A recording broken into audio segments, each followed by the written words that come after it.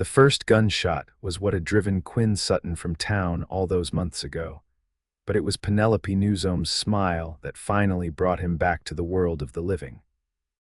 Standing at his cabin door that crisp spring morning of 1877, letter bags slung over her shoulder, she looked nothing like the mail carriers he'd known before, and certainly nothing like the ghosts that had chased him into the Colorado wilderness. "Mr. Sutton." She called, her voice carrying across the small clearing where his cabin stood. "I've got your mail."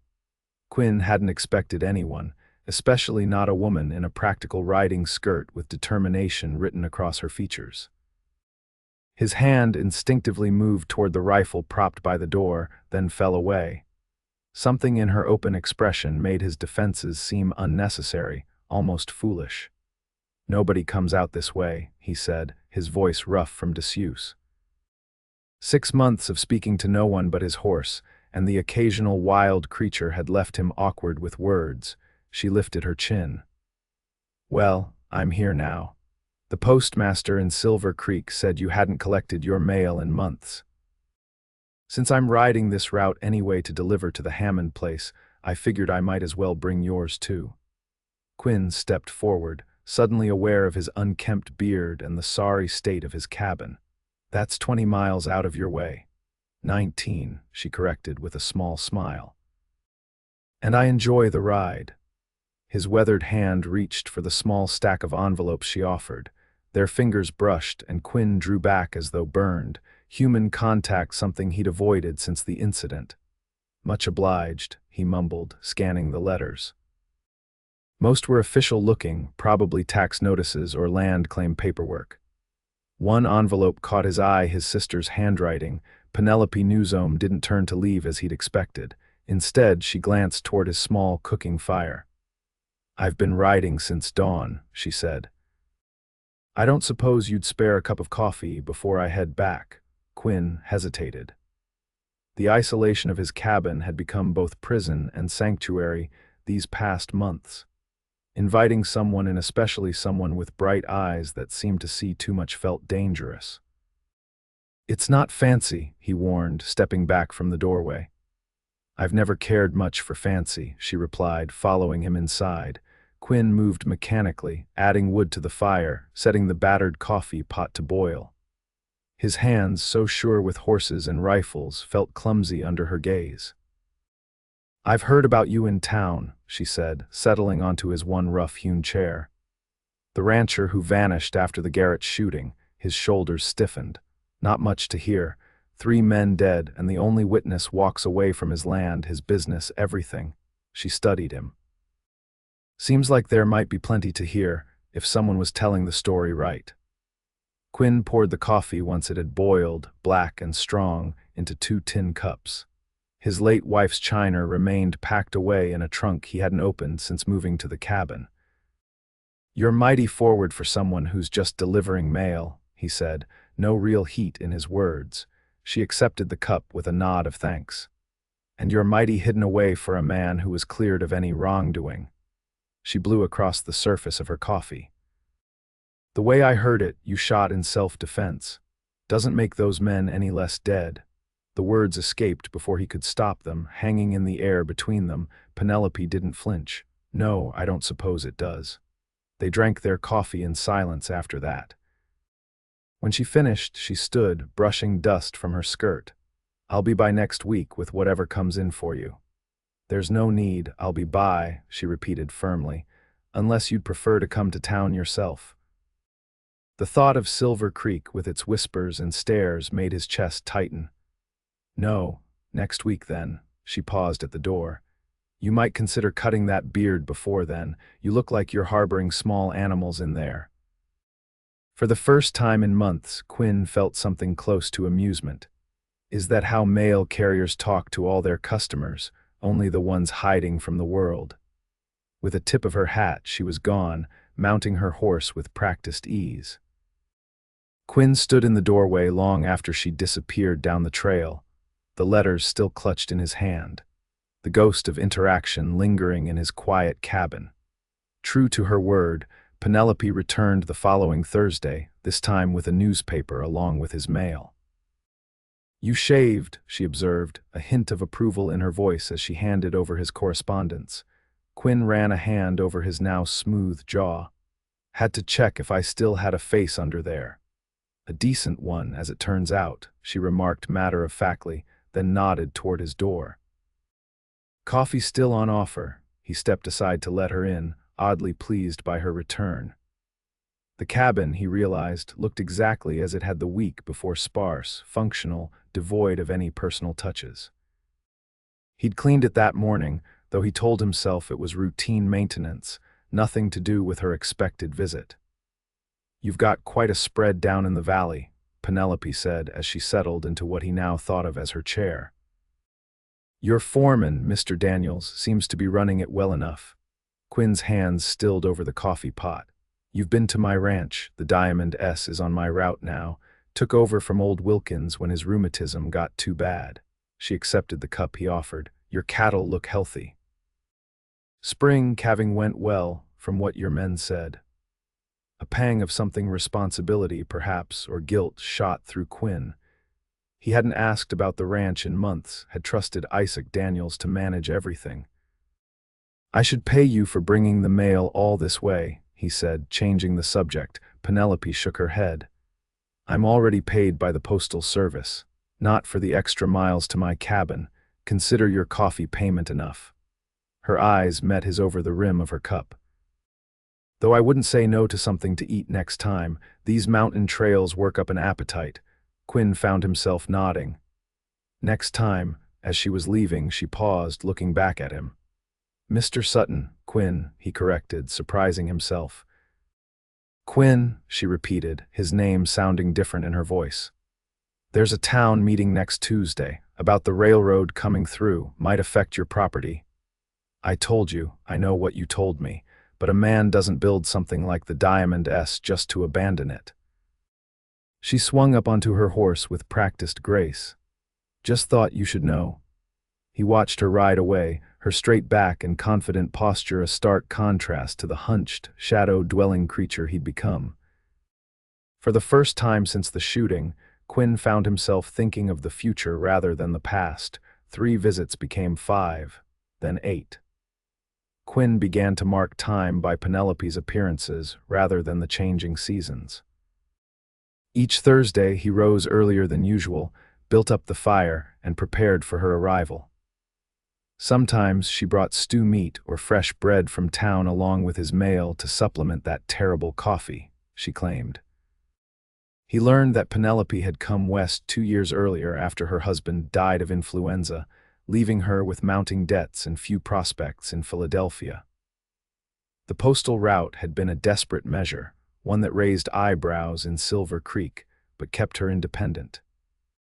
"My mother writes every month begging me to return east," she told him one afternoon as rain drummed on the cabin's roof. "She can't understand why I'd choose this life." Quinn, who had spent the morning showing her how to repair a loose hinge on his door, understood perfectly. "Freedom has its own value." "Exactly." She looked at him with such recognition that Quinn had to look away. "Though I admit, winter in that little room above the Mercantile gets mighty lonely sometimes." On her 10th visit, Quinn had stew simmering when she arrived. He'd ridden to his ranch the previous day, his first trip down from the mountain in months, and brought back supplies. Isaac Daniels had greeted him with surprised relief, quickly updating him on ranch operations, without asking the questions Quinn could see in his eyes. "You went to the Diamond S," Penelope said immediately, noticing the fresh supplies. "Just to check on things." Quinn took her saddlebag, nothing more, but it had been more. Riding across his land, seeing the cattle bearing his brand, speaking with the hands who'd remained loyal in his absence, it had awakened something he'd tried to bury. The ranch was part of him, had been since his father died and left it in his care 15 years ago. "Did you go into town?" she asked, settling at his table where he'd laid out 2 proper plates retrieved from the trunk he'd finally opened. No. The thought still made his chest tight. In town were the memories, the gunfight outside the Silver Nugget Saloon, the moment when defending himself had turned him into a killer. Penelope didn't press. Instead, she told him about the railroad negotiations, the spring festival planning, the new schoolteacher who'd arrived from Boston with fancy ideas about education. "Miss Harrington thinks all children should learn Latin," she said, laughing. Poor woman nearly fainted when Billy Jenkins asked if that's what the cowboys speak down in Texas. Quinn found himself laughing too, the sound strange to his own ears. As spring turned to summer, Quinn's cabin began to change. A second chair appeared at his table. Shelves materialized on the walls, holding the books Penelope brought him from the small town library. A pot of wildflowers sometimes sat in the window, gathered by Penelope on her rides. One hot July afternoon, she arrived later than usual, her face flushed and troubled. "What's wrong?" Quinn asked immediately, taking the reins of her horse. "Garrett's brother is in town," she said without preamble, asking questions about the shooting. Quinn's hand tightened on the leather. Thomas Garrett had been the first to draw that night, the first to fall. What kind of questions? "The kind that make it sound like you murdered 3 innocent men." Penelope's voice was tight. "Sheriff Patterson set him straight, but he's been drinking at the Silver Nugget, making threats." "It doesn't matter," Quinn said, though his heart was pounding. "The truth is known." Penelope stepped closer, close enough that he could smell the lavender soap she used. "Quinn, he's saying he's going to find you, make you pay." "Let him come," Quinn said, with more confidence than he felt. The isolation that had been his protection now seemed a liability. Here, miles from town, who would know if Garrett's brother took his revenge? Penelope's eyes searched his. "You could come back to town, face this head on." "I'm not ready." The admission cost him. She nodded slowly. "Then I'll come more often, check on you. You can't risk yourself for me." "I'm not asking permission, Quinn Sutton." Her chin lifted in that determined way he'd come to anticipate. "Besides, folks in town are used to me taking this route now. If I suddenly stopped, they'd wonder why." That night after she left, Quinn cleaned his rifle for the first time in months. The familiar motions brought back memories of the shooting, the shouted accusations, the flash of Thomas Garrett's pistol, the split-second decision that had left 3 men dead and Quinn alive but broken. He hadn't wanted to kill them. Had tried to walk away from the card game when he caught Garrett cheating.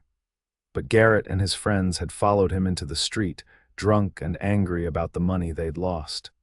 "Should have let them shoot me," he muttered to the empty cabin, but even as he said it, Quinn knew it wasn't true. He wanted to live, had always wanted to live. It was living with what he'd done that had driven him up the mountain. The next morning, Quinn rode down to the Diamond S at dawn. Isaac Daniels looked up from the corral where he was breaking a new colt, surprise evident. "Second time in a month," the foreman observed. "We being honored, or are you checking up on me?" "Neither," Quinn said, dismounting. "Need to talk to you about security." By the time Penelope arrived the following Thursday, Quinn had hired 2 new hands, former soldiers with steady eyes and quick reflexes, and stationed them in a line cabin halfway between his mountain retreat and the main ranch. If James Garrett came looking for revenge, he wouldn't find Quinn unprotected. "You've been busy," Penelope observed as they shared the rabbit stew she'd brought. "Reasonable precautions," Quinn replied. He hesitated, then added, "I appreciate the warning." She looked at him steadily. "I don't like the idea of you up here alone. I've managed for nearly a year. Managing isn't living." She set down her fork. "Quinn, why did you really come up here? The whole town knows it was self-defense. No one blames you." He stared into his stew, unable to meet her eyes. "I blame me. For staying alive, for being good at killing." The words felt torn from somewhere deep. 3 shots, 3 men down. My father taught me to shoot when I was 10 years old. Said a man needed to protect what was his. I never thought." He broke off. Penelope reached across the table, her hand covering his. It was the first time she'd touched him deliberately, and the warmth of her skin against his was almost shocking. "There's a difference between being capable of violence and seeking it," she said softly. "You didn't go looking for that fight." Quinn turned his hand beneath hers, their fingers intertwining. I keep seeing their faces, hearing their wives crying at the funeral. And you think hiding up here changes that? There was no accusation in her voice, only gentle questioning. It's not just hiding, Quinn said slowly, realizing the truth as he spoke it. It's penance. Penelope's fingers tightened around his. At some point, penance becomes another kind of selfishness. Quinn looked up sharply. What do you mean, your ranch needs you? Your men need you.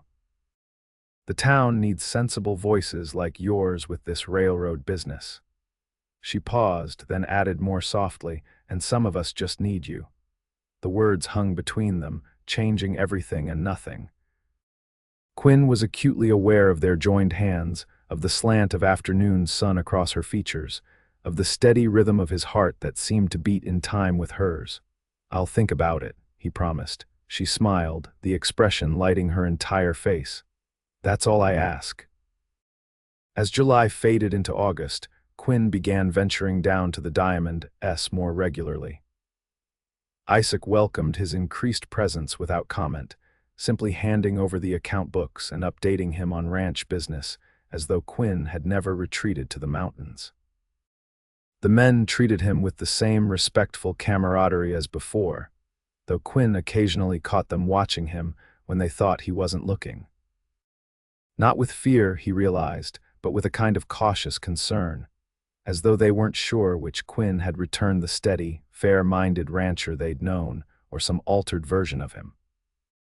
Penelope continued her weekly visits to the cabin, though now they sometimes met at the ranch instead, sitting on the wide porch as the sun set over the valley. She brought news of town, books from the library, occasionally letters from his sister in Denver, who wrote regularly despite his infrequent replies. It was during one of these evenings at the ranch that Quinn finally asked the question that had been on his mind for weeks. Why did you really start bringing my mail, Penelope? The truth. She set down her lemonade, considering him with those direct eyes. The truth is, I was curious. About the man who walked away from everything. In my experience, men don't abandon property and power without compelling reasons. She smoothed her skirt, and perhaps I recognized something in the stories they told about you. What's that? Someone who had lost their way, same as I had after Benjamin died. Her voice was matter-of-fact, though Quinn could hear the old grief beneath her words. When I came west, I wasn't running toward something so much as away from pity, from becoming poor Mrs. Newsome for the rest of my life. Quinn nodded, understanding completely. And then I met you, she continued, hiding on your mountain but still somehow. Whole, damaged, yes, but not broken. It gave me hope. I wasn't whole, Quinn admitted. Still might not be. Penelope's smile was gentle. More whole than you know. The evening stretched between them, comfortable and full of unspoken possibilities. When it came time for her to leave, Quinn walked her to her horse. I'll be in town tomorrow, he said suddenly. Need to see Patterson about this Garrett business. Surprise and pleasure flashed across her face. Really? Can't hide forever. He helped her mount, his hands lingering at her waist perhaps a moment longer than necessary. Besides, I hear the new schoolteacher needs donations for books. Might as well deliver mine in person. Penelope leaned down, and for a breathless moment, Quinn thought she might kiss him. Instead, she touched his cheek softly. Tomorrow, then. Quinn watched her ride away, already counting the hours until he would see her again. The next morning dawned clear and hot, the kind of August day that shimmered with heat. Quinn dressed with unusual care, choosing a clean white shirt and his best vest. The clothes, like so many things in his life, felt both familiar and strange after so long. The ride into Silver Creek took less than an hour from the Diamond S.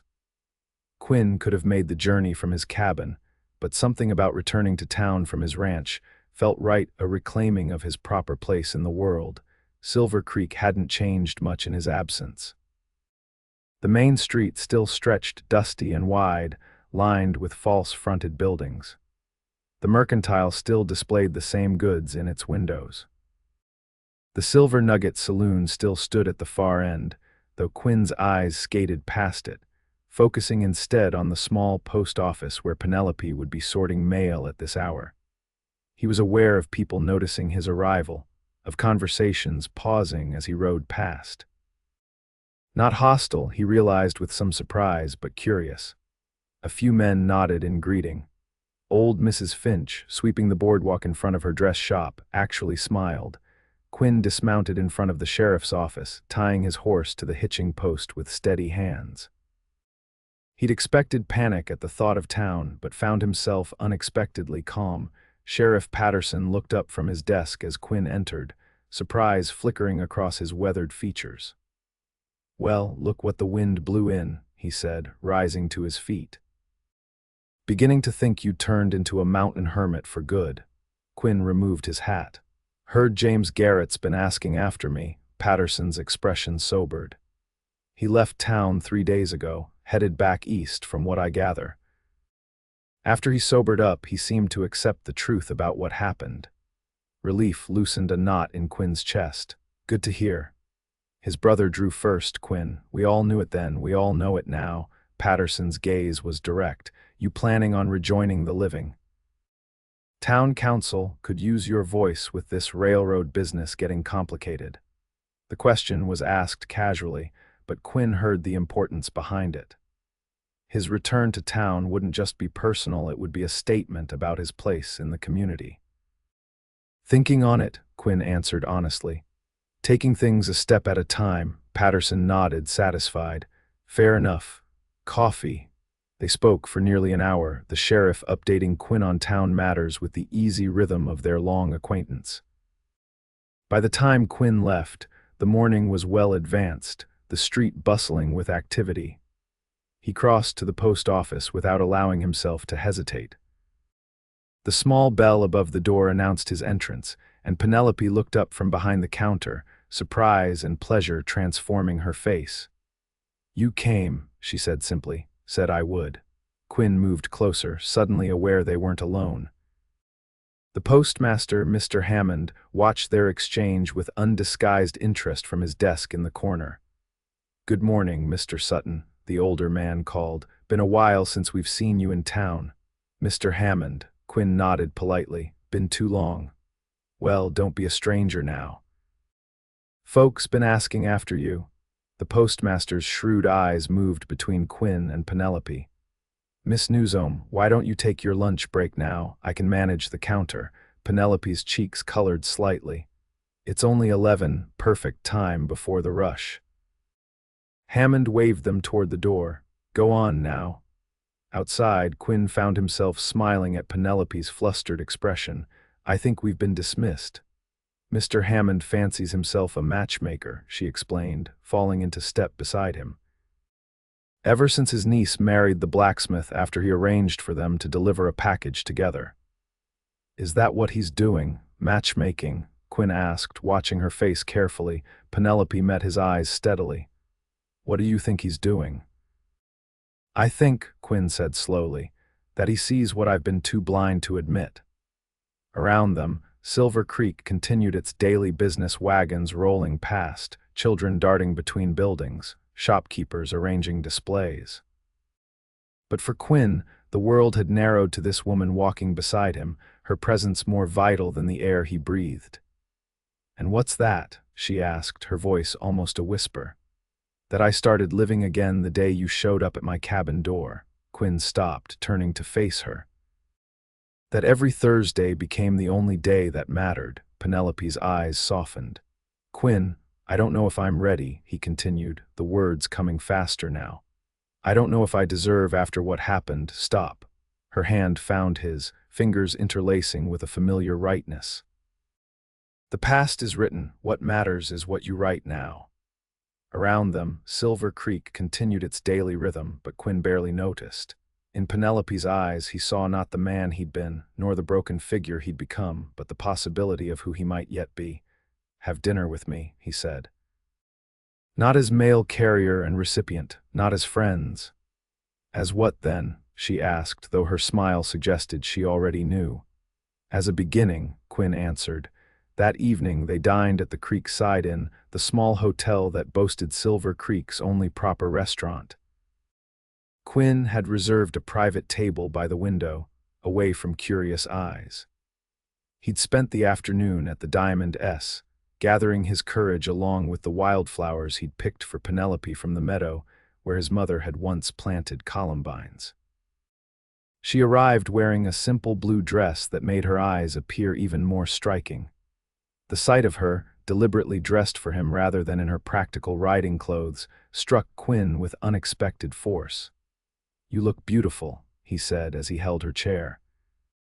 "You clean up rather well yourself," she replied, smiling at the flowers he'd placed beside her plate. "Though I've grown fond of Mountain Quinn too." "He's still here," Quinn assured her, "just wearing better clothes." Dinner passed in comfortable conversation. Penelope told him about her life before Colorado, her childhood in Philadelphia, her brief marriage to Benjamin, a kind but sickly man whose family had never quite approved of her. "They thought I was too outspoken," she explained. "Benjamin loved that about me, but his mother considered it a character flaw."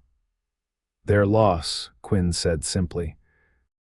He shared stories, too, about building the Diamond S after his father's death, about his sister Alina, who had married a banker in Denver, about the years before the shooting when he'd been known as one of the county's most eligible bachelors. "Hard to court properly when you're miles from town," he explained. "And most women weren't keen on ranch life." "Their loss," Penelope echoed, her eyes twinkling. As they lingered over apple pie, Quinn noticed how the other diners occasionally glanced their way. Not with the judgment or suspicion he'd feared, but with simple curiosity, perhaps even approval. "People are watching us," he observed quietly. Penelope followed his gaze. "Small towns run on gossip. By tomorrow, half of Silver Creek will have us engaged. Would that be so terrible?" The question slipped out before Quinn could consider its implications. Penelope's fork paused halfway to her mouth. "Quinn Sutton, if that's a proposal, it's the most roundabout one I've ever heard." Heat climbed his neck. "It's not I mean," he took a breath. "I'm just saying I don't mind them talking." Her smile returned, gentle and understanding. "Neither do I." After dinner, Quinn walked her to the small apartment above the Mercantile where she rented rooms. The night was warm, stars scattered across the velvet sky. From somewhere down the street came the tinkling sounds of a piano from the saloon, but the rest of Silver Creek had settled into evening quiet. At her door, Penelope turned to face him. "Thank you for dinner, and for coming back to town." "Thank you for bringing my mail," Quinn replied, suddenly aware of how close they were standing, of the scent of lavender that always surrounded her. "And for staying for coffee." "Best decision I ever made," she said softly. Quinn reached up, his fingers hesitating just short of touching her face. "Penelope," she closed the distance between them, her hand covering his and guiding it to her cheek. Yes, the word was barely a whisper, but it was all the permission Quinn needed. He leaned forward, his lips finding hers with gentle certainty. The kiss was soft, questioning at first, then deepening as Penelope's arms slid around his neck, drawing him closer. When they finally parted, Quinn rested his forehead against hers, eyes closed, heart thundering. "I should go," he murmured, though everything in him resisted the idea. "You should," she agreed, making no move to step away. "People will talk. Let them." He kissed her again, briefly but with unmistakable promise. Tomorrow," she confirmed. "I have mail to deliver up the mountain." Quinn smiled against her lips. "I'll have coffee waiting." That night, riding back to his cabin under a canopy of stars, Quinn felt lighter than he had in more than a year. Silver Creek no longer loomed in his mind as the site of tragedy, but as the place where he had found Penelope, where a future might yet unfold. The next 6 weeks passed in a blur of rediscovery and new beginnings. Quinn moved permanently back to the Diamond S, though he kept the mountain cabin for occasional retreats. The ranch hands welcomed his return with quiet satisfaction, and under his renewed leadership, operations expanded. They purchased adjacent grazing land, hired additional men, and began preparations for the fall cattle drive to Denver. Penelope continued her mail route. though she now spent her evenings at the Diamond S more often than her own rooms in town. They established a comfortable routine: shared meals, long conversations on the porch, slow walks under the stars.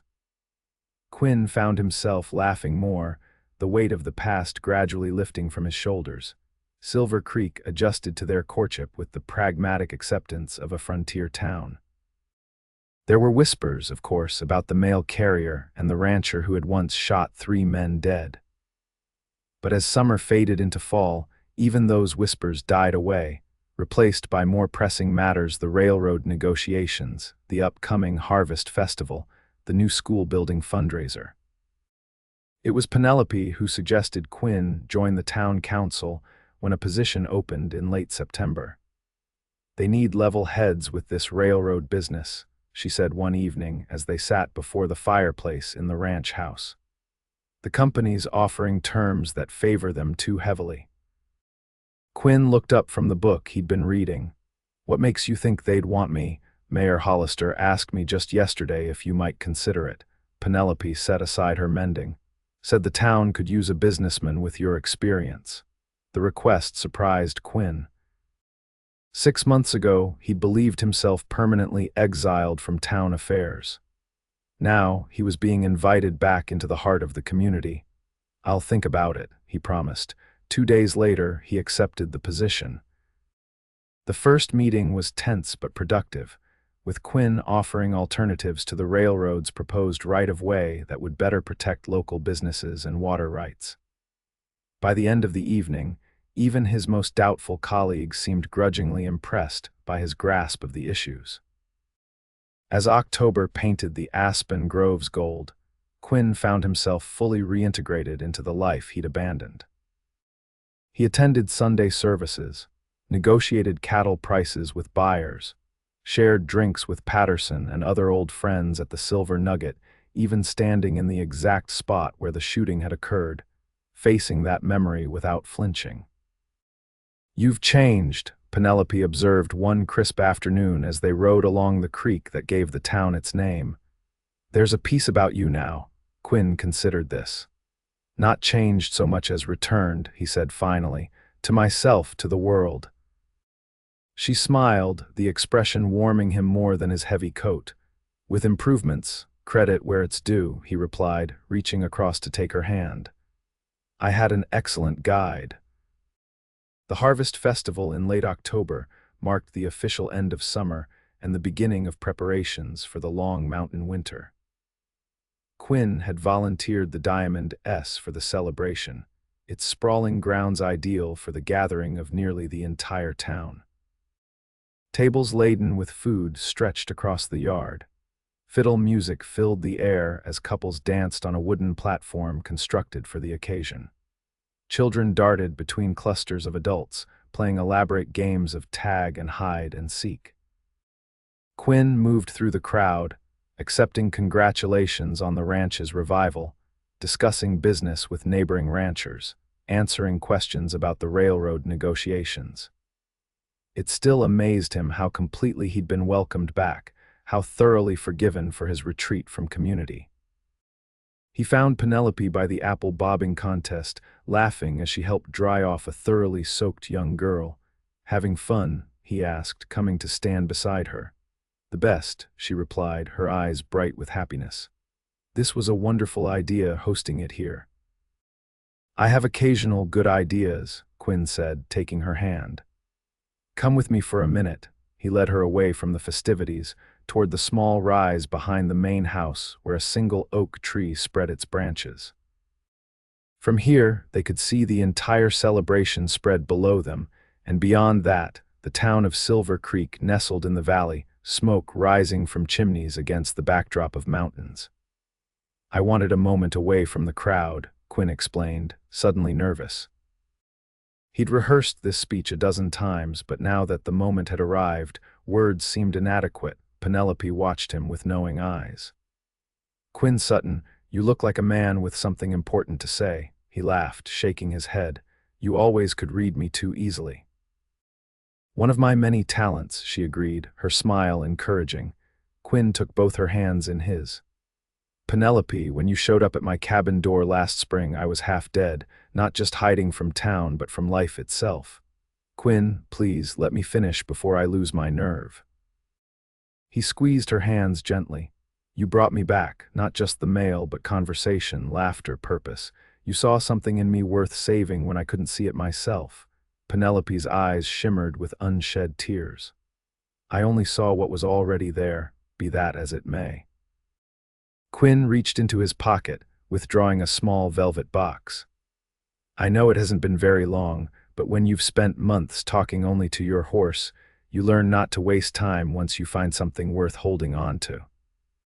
He opened the box, revealing a simple gold band set with a single pearl surrounded by tiny diamonds. It was my mother's, he explained. My father always said the pearl reminded him of her rare and perfect beauty. Penelope's hand flew to her mouth, her composure finally breaking. Quinn dropped to one knee, heart pounding so hard he was certain she must hear it. Penelope Newsome, would you do me the extraordinary honor of becoming my wife, not just bringing me my mail and staying for coffee, but staying forever? Yes, she whispered, tears now flowing freely. Oh, Quinn, yes. He slid the ring onto her finger with shaking hands, then rose to pull her into his arms. Their kiss was witnessed only by the old oak tree and the distant mountains, a private moment of perfect joy. From below came the sounds of celebration, of community and connection, the very things Quinn had once fled from and now embraced again, with Penelope beside him. We should go back, she said eventually, though she made no move to leave his arms. They'll be wondering where we've gone. Let them wonder a little longer, Quinn murmured, kissing her again. We have time. And they did. Time to build a future together, time to heal old wounds, time to create new memories that would eventually overshadow the painful ones. That evening, as lanterns illuminated the yard and the celebration continued under a canopy of stars, Quinn and Penelope announced their engagement. The news was greeted with cheers, well wishes, and knowing smiles from those who had watched their courtship unfold. About time, Sheriff Patterson declared, slapping Quinn on the back. Thought you'd never work up the nerve. Had to be sure I was worthy, Quinn replied quietly, the older man's expression softened. You always were, son, just took you a while to remember it. The wedding took place on Christmas Eve, with snow falling gently outside the small church in Silver Creek. Eleanor came from Denver with her husband and children, delighted to see her brother not only return to himself, but happier than she'd ever known him. Penelope wore a dress of deep blue velvet, defying convention but suiting her perfectly. Her hair was adorned with white roses and silver ribbons, her mother's locket around her neck containing miniatures of her parents. Quinn, waiting at the altar, felt a momentary surge of disbelief that this extraordinary woman had chosen him, had seen past his darkness to the man he could become. As she walked toward him on Mr. Hammond's arm, the postmaster having proudly accepted the honor of giving her away, Quinn made a silent vow to spend the rest of his life proving her faith in him well placed. The ceremony was simple, the words time-honored. When Reverend Miller pronounced them husband and wife, the cheers from the packed church seemed to shake snow from the eaves.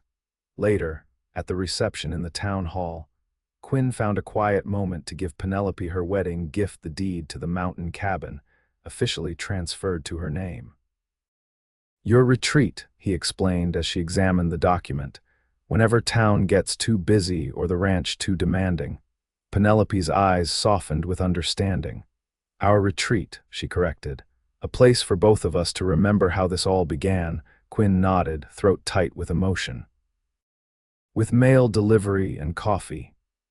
The best coffee I ever had, she assured him, rising on tiptoes to kiss him as the celebration continued around them. The years that followed brought changes both expected and surprising. The railroad came to Silver Creek in the spring of 1878, bringing new prosperity to the town. The Diamond S expanded, becoming one of the largest and most successful ranching operations in the territory. Quinn's reputation as a fair businessman and level-headed leader grew. eventually leading to his election as mayor in 1880. Penelope never officially resigned her mail carrier position, though she hired an assistant to handle the daily routes while she focused on organizing the growing postal service as Silver Creek expanded. Her practical intelligence and administrative skills made her an invaluable partner to Quinn in both personal and business matters.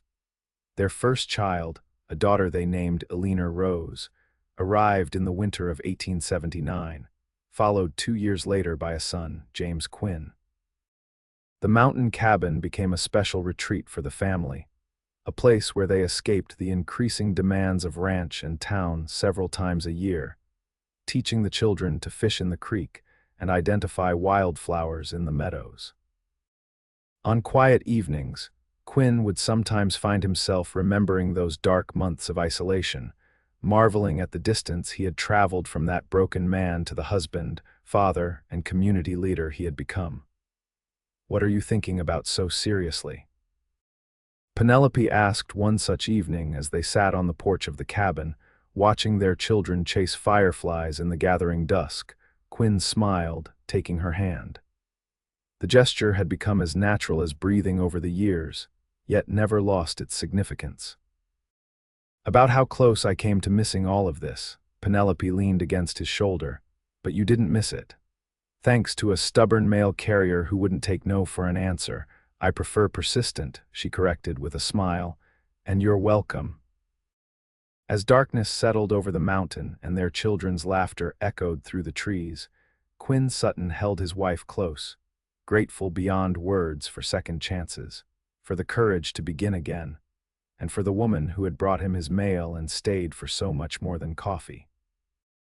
In the spring of 1887, on the 10th anniversary of Penelope's first delivery to the mountain cabin, Quinn surprised her with a journey to the spot where their story had begun.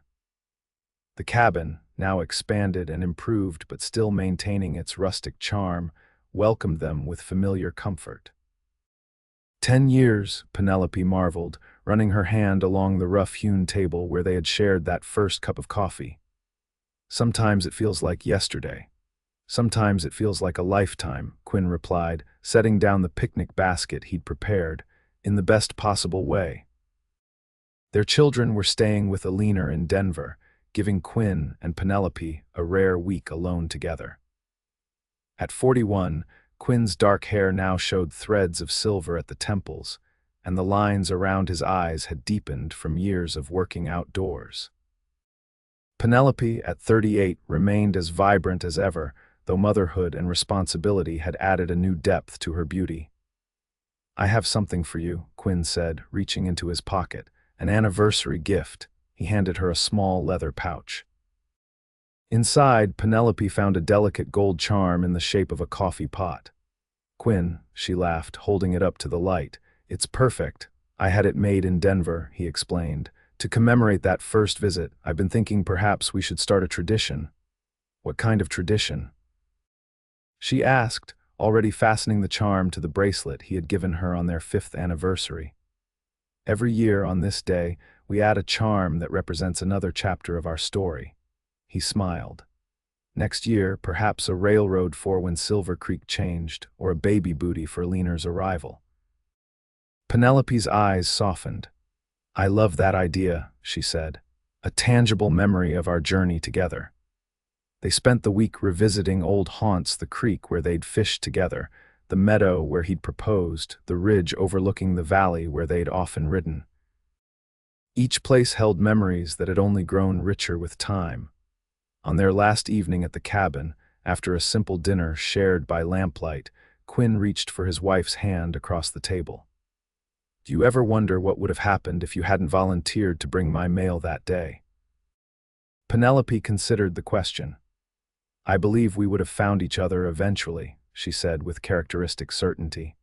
"Perhaps not as quickly or as directly, but some things are meant to be, even for a man determined to hide from the world, especially for him." She squeezed his fingers.